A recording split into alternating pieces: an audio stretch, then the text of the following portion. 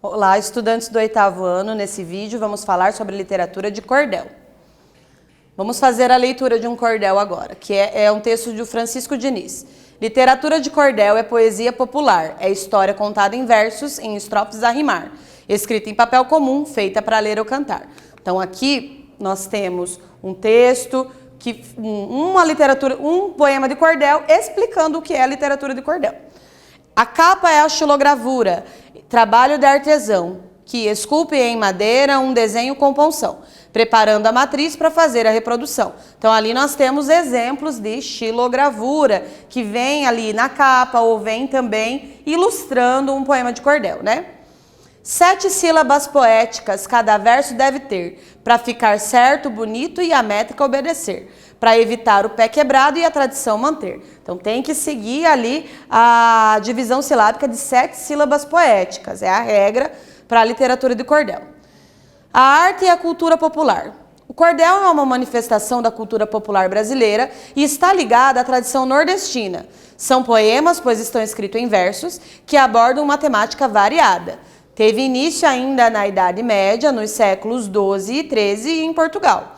Eram criados pelos trovadores medievais que contavam histórias de forma oral e cantada. Séculos mais tarde começaram a ser impressos, pendurados em corda, daí vem o nome cordel. A estrutura do cordel é a seguinte: são estrofes. Quando tiverem 4 estrofes, são quadras. Quando tiverem 6, sextilha. Quando tiverem 7, setilha ou décima. Quando tiverem 10. Os versos, quando tiverem 7, será uma redondilha. Ou quando tiverem 10, vai ser decassílabo. 10 o quê? Ou 7 o quê? Sílabas dentro do verso. As rimas podem ser pobres ou ricas. As rimas ricas são aquelas que acontecem entre palavras de classes diferentes. Por exemplo, um substantivo e um adjetivo. Já as rimas pobres são da mesma classe, como por exemplo entre 2 verbos. Ali nós temos brilho e estribrilho, adjetivo e substantivo. Portanto, nós temos rima rica.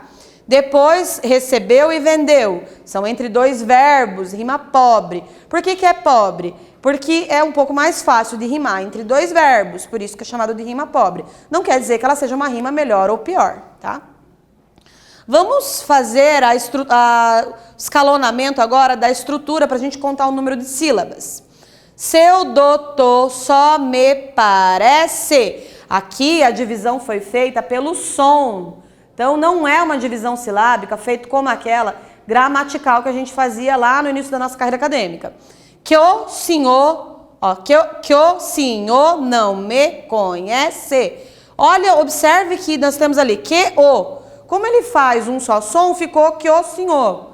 Por isso também 7 sílabas. Nunca soube quem sou eu, nunca viu minha paioça, minha mulher, minha roça, e os fios que Deus me deu. Observem que todas essas têm 7 sílabas, ok?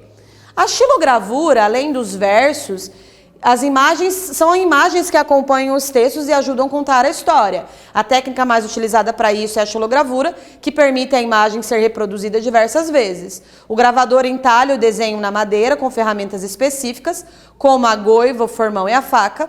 Depois, com um pequeno rolo, passa a tinta na parte em relevo da madeira e coloca o papel sobre ela, gravando a imagem. Temos aqui os exemplos, né, de xilogravura. São entalhados em madeira e depois passado para o papel, mostrando aí para ilustrar esse poema. Nesse vídeo nós falamos sobre a literatura de cordel. Espero que vocês tenham gostado e até breve.